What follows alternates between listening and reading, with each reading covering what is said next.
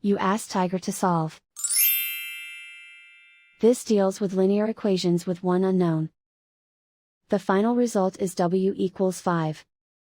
Let's solve it step by step. Simplify the expression. Expand the parentheses. Simplify the arithmetic. Group all constants on the right side of the equation. Add 4 to both sides. Simplify the arithmetic.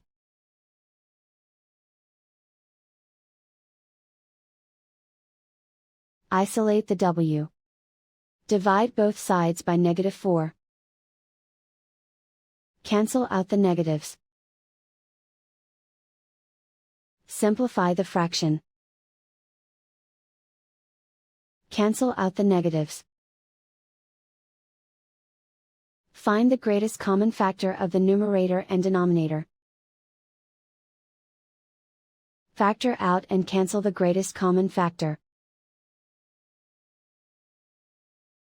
And so the final result is w equals 5.